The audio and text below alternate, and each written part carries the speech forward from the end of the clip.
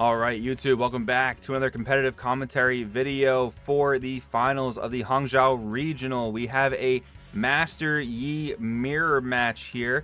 Now, our player on the right is on the Master Yi Aurora super ramp strategy. And then on the left, our Master Yi player is playing more of that sort of mid-rangey ramp build we saw last week going into the Tasty Fate folks. Not quite the super aggro, low to the ground Yi stuff. That seems to have been more or less phased out, at least in the Chinese meta. So we do the dice roll here to see who is going first. We have our battlefields flipped over. I do believe we saw the start of Hollowed Tomb and Obelisk of Power. Right now, we are rolling through our mulligan. Now, this matchup is extremely interesting because on the left, the Master Yi build that is going for more of like the mid-range, not super dedicated ramp strategy, I feel like is going to have a hard time trying to get underneath the Dazzling Aurora, which we do see in the starting hand of our ramp Yi player, our hardcore ramp Yi player. Man, I can tell it's going to be tough to kind of go back and forth between which Yi player I'm talking about here. But with our Obelisk of Power, our Aurora player starts off with 3 runes and hits the Mobilize on turn 1, getting the die roll win and the Mobilize turn 1. There is not much more you can ask for in a situation like this. So let's go ahead and see what our mid-range Yi player is able to do here. And I do want to shed some light on just how hard mirror matches are in any card game, let alone Riftbound. And I say that this player on the left is not a dedicated ramp player, but he casts a Catalyst of Aeons, which is a dedicated ramp card. But yeah, mirror matches are so hard, and these builds are not necessarily perfect mirrors. They're sharing a legend, but their strategies are relatively different. But knowing how to navigate the mirror, knowing how to navigate your opponent's legend when it is the same ability as your own, you have some insight, but at the same time, it's just harder because you decide to play decks based on matchup spreads where, like, oh, how's my Kaisa matchup, or how's my set matchup, how does my legend ability factor in there? But when it's against a mirror match that's playing a somewhat similar strategy in some ways and less similar in others, it gets extremely complicated. So mastering mirror matches is such an important skill to be successful in competitive card games like this. By the way, this matchup is sped up because the regular match, I believe, is over an hour. So, yeah, I wanted to speed up a bit for you guys. And we have the, I believe, turn 3 Aurora down as soon as physically possible. Our first hit is going to be a White Flame Protector. And because we're not seeing the aggressive version of Yi from our left side player, he's not able to super punish with as much control of battlefields as a more low-to-the-ground Yi build would be able to. So we're going Tasty Fate Folk right into the Hollowed Tomb, and then Master Yi honed across into the Obelisk of Power. Excellent play, honestly. I mean, going up to 3 points as soon as possible is really nice for our mid-range Yi player. But that White Flame Protector is going to go in pretty hard. Although on its own, actually, it trades into the Master Yi honed and into the Tasty Fate Folk.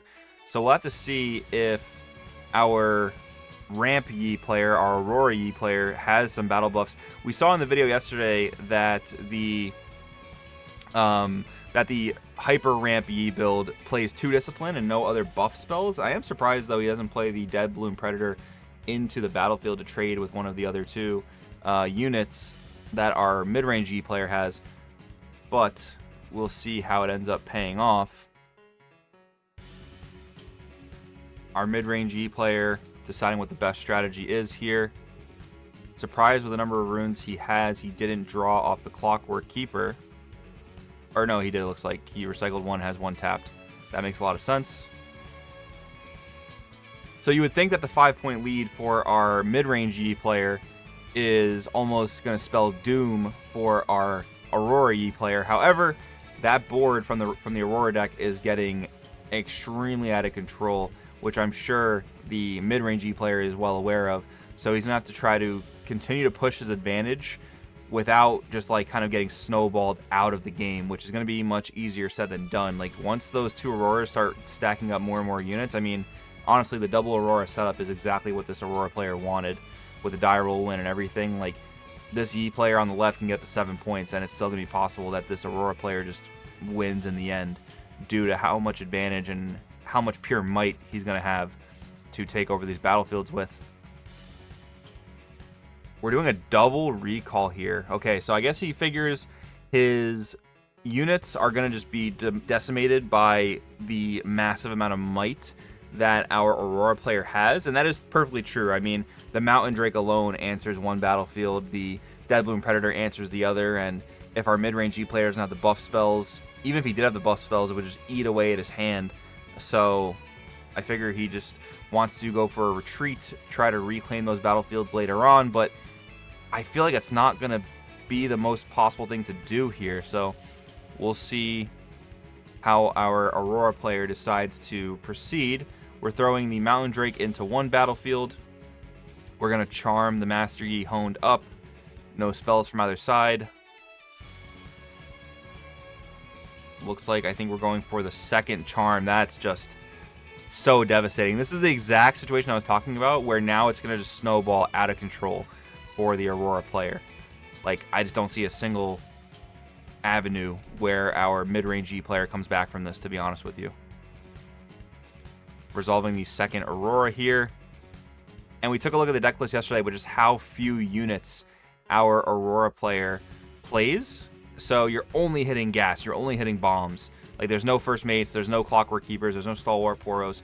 You're just hitting absolute bombs every single turn. What's funny is with the double Aurora setup, with how early he did actually set it up, I would not be surprised if our Aurora player just runs out of units in his deck. I think he's only playing like 8 units, something crazy like that, 8 or 10 units. So now this is the point where our mid-range E player has to play some sort of catch-up. Although I just don't even know if his deck is capable of doing it. We do see a seemingly big play coming out here. The White Flame Protector buffing up the Clockwork Keeper to a might of 10. Oh, actually, he's going to buff himself. Fascinating. Okay, we're going to go into the first mate combo here. So that should be enough to clear the Mountain Drake. Very solid, although the E player, the Aurora player, I should say, has plenty of gas in his battlefield to go and clap back in the next turn. But a very strong play by our mid-range E player. And we're going to see, this is that mirror match stuff I was talking about. Like, this is the play that our mid-range player got hit by last turn, charming up units to get them out of the field. And we're seeing the same thing here. But it still looks like we're in pretty heavy favor of the Aurora player with the board state. Drawing these Zhonya's Hourglass is also a very, very great thing for our Aurora player, because he's going to be able to crash in and preserve his board presence. This is very, very good. I think we're going for a hard cast of a Deadbloom. No, we're going into our Master Yi honed. You can see how much brain power this Aurora player is using to try to make sure he does this properly. I mean, this is the finals on the line we're talking about, so no room for error here. Looks like we are ripping a Discipline early. I talked about in last week's finals match how you want to utilize the actions and reactions of your cards like Discipline, your cards like Cleave. But I think in this case, we see how hard the Aurora player is thinking, and I think just using the Discipline before anything else is helping him kind of map through his turn, but also the fact that Discipline has a draw ability. He might be looking for a specific card before making the decision to move into a battlefield. So that's one of the reasons why you might want to rip a Discipline earlier rather than waiting for combat, because you do get the draw, which can be super relevant. And we see that the Zhonya's Hourglass was hidden in the Deadbloom Predator battlefield, which it looked like he kind of revealed it to his opponent, which I'm not sure if that was his intention or not, but at this point, it looks like the only potential hidden card you would play in this deck is going to be the Zhonya's Hourglass. I also don't know if they were required to share deck lists with each other, and oh my goodness, I think the Aurora player actually whiffs on units. That is actually kind of hilarious, to be honest. So there seem to be no more units in the Aurora player's deck, so that actually could be the window for our mid-range G player to get back into this thing. I mean, he's got to deal with the 2 huge units in those battlefields that are there right now, and he's also got the Zhonya's Hourglass to contest with. That's going to preserve one of the units. Don't forget about the buff to Zhonya's that basically says, because it's a non-targeting replacement effect, it can still be flipped in one battlefield and protect a unit in the other battlefield. That's a huge, important thing to understand. But we see our mid-range G player just decide to cast Deadbloom Predator and Stalwart Poro in his base not going for the ability of the Deadbloom Predator to actually cast into a contested battlefield. Probably doesn't feel like he had the battle buffs needed to actually get over some of those units. Our Yi player here going to ramp 1 and draw 1 due to the Catalyst of Aeons. I see a very interesting confront play if it wasn't for the Catalyst of Aeons, but I don't think we have enough runes to quite pull it off. We are going to rip a charm though, pay the deflect cost, bring Deadbloom up to Deadbloom, and of course our Yi legend ability kicks in to give it the +2. So no battle buffs required, especially if our mid-range Yi player doesn't cast any. I gotta say this game is closer than I thought it was gonna be, partly due to the fact that our Aurora player has no more units in deck. But without any big board presence and without another copy of White Flame Protector, I think our mid-range Yi player might be in a really rough spot. He has to answer these 2 battlefields this turn or he will lose game 1.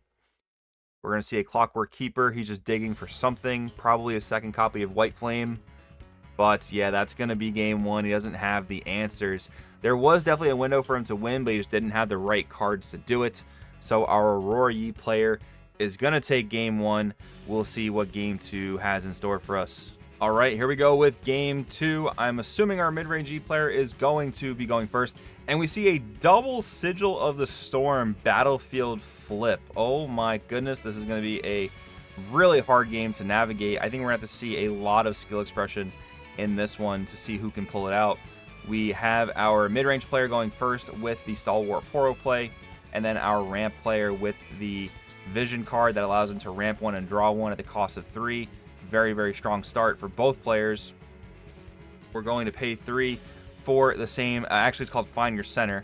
So he's going to cast that ramp as well, and that actually just makes him even on the rune that Sigil requires him to set back.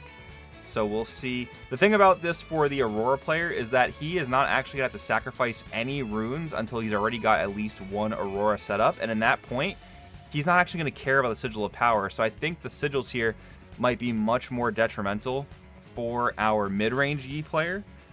If I'm kind of factoring that in correctly, I think that that's how this might end up playing out. And with our mid-range Yi player casting a Find Your Center on turn 2 and not another unit, he's kind of still behind on the point advantage that he needs to generate in order to not get outscaled by double Aurora. But we do see the first mate play, so that kind of makes up for the point he missed last turn. We'll see if our Aurora player has what he needs in his hand to pull this one out. We see a Rune Prison, which I do believe came in from the sideboard, and oh my goodness, we just top deck Aurora. I think they just flashed to the crowd here who's cheering at that pull. That's kind of hilarious, to be honest. But yeah, I don't think he had Aurora before that, so the fact that he top decked it right there was absolutely perfect. Yeah, drawing that versus not drawing that there could have been the entire difference of the game for our Aurora player. Although I wouldn't say it's quite over yet. Our mid-range player got to go first and had a pretty solid start. So we will see if he's able to capitalize and maintain his lead. We do have a charm, but that White Flame Protector is just too big for either of our Poros to answer without some battle buffs and without some help. Looks like we're going for a relatively big play here. Gonna go Fey Folk into the battlefield, retreat both the Poros. So now at least White Flame Protector without any battle buffs is trading into Fey Folk, not just clearing it outright. And we know that the Aurora player doesn't play a whole lot of battle buffs, but he does have the Rune Prison, which can actually be very clutch in this situation. Send White Flame into the battlefield with the Fey Folk, use the Rune Prison. He could even just use the Zonias if he wanted to and not spend a power. Like, wow, and it's stacked with triple charm in hand. This is an insane hand for this spot. He can clear his opponent's entire board. What he could do is he can go into the bottom Sigil and just charm all 3 small units up. That seems like could be a little greedy. I don't know if I would necessarily go with that play, but it is an option. But we're going to go Deadbloom right into the Fey Folk and cast the Rune Prison. That's the route he chooses to take. I don't blame him at all for that, although he is setting himself back, I do believe, on 4 runes this turn because of the 2 power from Deadbloom, the 2 power, or the 1 power from Rune Prison, and the 1 recycle from Sigil. And they're flashing the prize card here that these players are putting on the line. and he's setting back another rune for the second sigil. So, wow, we see him all the way down to 4 runes. But like I said, it doesn't matter as much because that Aurora is giving him his unit presence. So, the runes that he lost, while it does seem kind of crazy, not going to be as impactful as you might think. Although, it can definitely matter given the right circumstance. So, we'll see how our mid-range E player is able to respond here. We are at a point deficit of 5-2, but again, we know that Aurora decks can come back from point deficits like this. That's kind of what they're designed to do. They give up the early game to have the most unbeatable late game. That's what they do. And of course, we know that is a hidden Zonia's with the White Flame Protector, so even killing it the first time, or killing either of those units the first time, is not going to be enough. The Primal Strength, though, could be very huge here. Turning the first mate into a 10. We're also casting what I think is a Pit Rookie and buffing the first mate. Yep. So that's going to be a 11 to a 10. Perfect math, although the Zonias will protect it and bring it back to base.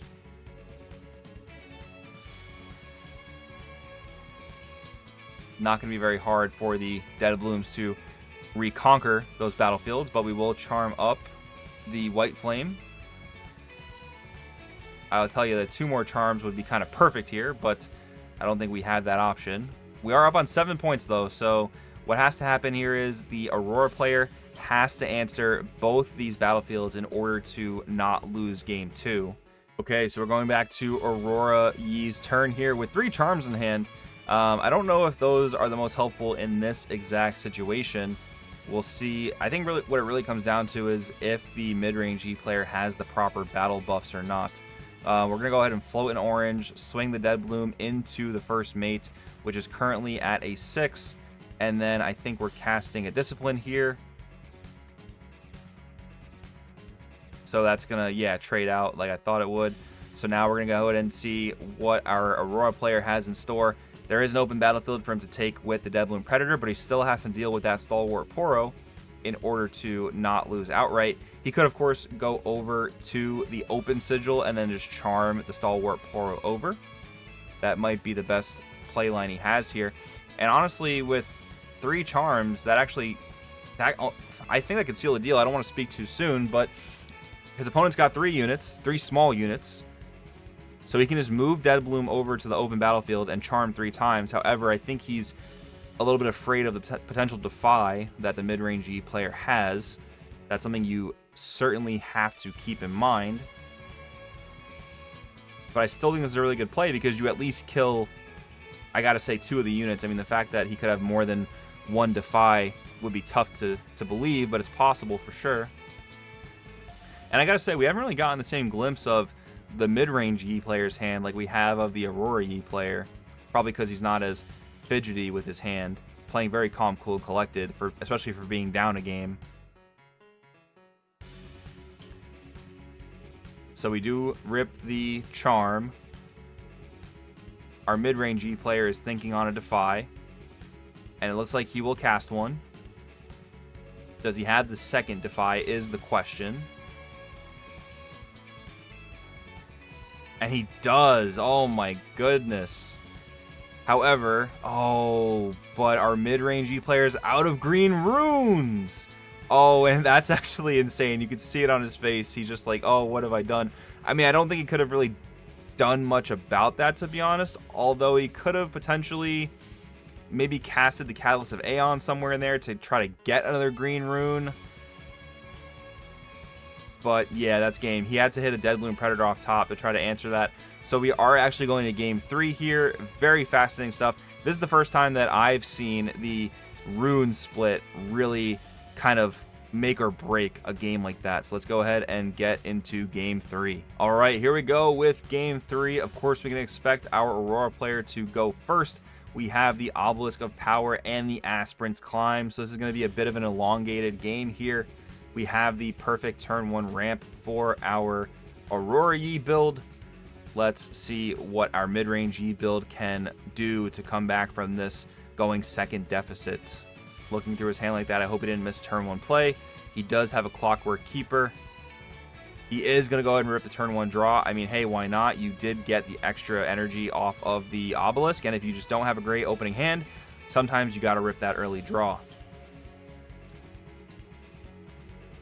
We have more ramp for our Aurora deck, but we don't have an Aurora quite yet, so that could be troublesome for our Yi player. Looks like we might go right into a Catalyst of Aeons, which could be defied, so he's waiting for a response from his opponent. He's going to allow it. And then go right into, oh, not the Immobilize, we're going into a Zonia's just to set up for the future.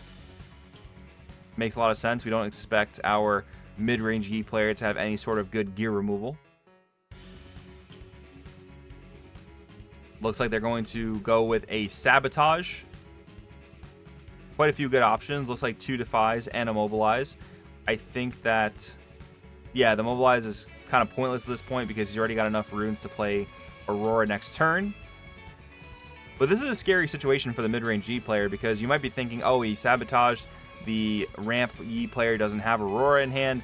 That's a good thing, but he could just draw into it this turn like he did last game, but he doesn't quite get there, which is spelling a little bit of doom for our Aurora player right now. But at any point, he could top deck the card and try to get there. I almost wonder if the mid-range Yi player was supposed to take the Mobilize to further limit the Aurora player's draw potential. I wonder if that would have been more of the right line. Because, like, what is Defy really doing in this matchup? It's preventing battle buffs, but I think your number one goal is just prevent him from getting Aurora as much as you possibly can. So for that reason, I do wonder if taking the Mobilize was just slightly better. Let me know in the comments below what you think about that, by the way. Let's go ahead and see what we got here. We're going to throw Clockwork Keeper into the Aspirant. We're going to restand with a played First Mate and bring the Clockwork Keeper back to base. We're going to set up our own Zonias with 1 energy open for a Defy that we know we have in hand. Let's see if we get the top deck of the century. No, it is not an Aurora. And I gotta say, this Aurora Yi player kind of gives it all away with his face. I mean, of course, our mid-range Yi player is wearing a face mask, so he's concealing a fair bit of his emotion and potential poker faces with that alone. But man, when our Aurora player is not happy, we can see it straight away. Thinking what his best play here could potentially be. Still not in a terrible spot, though. I gotta say, he's up on points. Gonna go ahead and recycle 2. Drop the Dead Bloom Predator in base. Does he get much value out of the charm here? I mean, he can kill one of several weenies, but then Zonia's just procs anyways. So I understand not ripping the charm there. Wouldn't really make a whole ton of sense to do it. We have a Find Your Center on the side of our mid-range Yi player, so that's just more draw, more cycle through the deck. I assume with our massive amount of runes, that is probably going to get casted this turn. Both players here just thinking very intensely, because this game decides it all. And we do know that our mid-range player does have a Sabotage in hand, and I think the main question is, when is the right time to use that Sabotage? Because again, like, we just don't know when the Aurora player is going to draw into Aurora, right? Like, obviously, if he drew it last turn, he would have played it. So that does tell our mid-range player that he doesn't have it quite yet, but any of these turns coming up, our Aurora player can draw into his key piece and potentially snowball the game. Clockwork going in for a point, making this an even game. Restanding back over to the Aurora player's turn. Can he top deck it? No, he cannot, but Confront can give him an opportunity to draw into it. Let's see if that's the play he will go for. First, we're going to do some combat. Dead Bloom into First Mate. Actually recycling a green. Charming up the Master Yi Honed, I believe. Thinking on if he's going to allow that to happen. I think he has a Defy in hand. It's kind of hard to tell. Yes, he is. He's hovering over the Defy in hand. He's just going to allow it to go, though. Very interesting. I'm kind of surprised he allows it to go there, to be honest.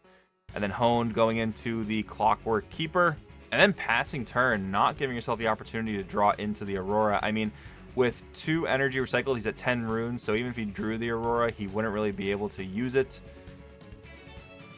And I do believe Confront has action, so he may have the opportunity to get a draw on his opponent's turn if he needs to. But he might be thinking on using Confront in combination with like a White Flame Protector. That is a very strong play, because I believe White Flame can buff itself, and then with Confront it'll be in ready and then can go into a battlefield. So that might be a really good play around to not having Aurora and still trying to sneak out this game. We're going to go ahead and see a Sabotage here. Oh, he has the White Flame as well, so he has the combo in hand, just needs to make it to the next turn to use it. But it's looking like the potential prime card to be taken from the hand with Sabotage here. Although I think he chooses the Defy. Fascinating. I don't know about that decision, I really don't, but maybe he has the Defy for the Confront, so he's just thinking, yeah, I don't need to deal with the Confront, let me just deal with the Defy so that my Defy can't be defied. That line makes a lot more sense. Mobilize, giving him a draw. I think he now kind of realizes he can't go for the Confront play because his opponent probably has Defy and he just loses outright. Although I say lose outright, but he's on 7 points, so I don't think that's quite the case. I think what you just do here as, well, he's already used most of his runes, but I think one of the plays you could have went for here as the Ramp Yi player is just drop a White Flame into like the Master Yi honed battlefield and just you know, stall up because you're on 7 points. Yep, and that's what he's going to do here.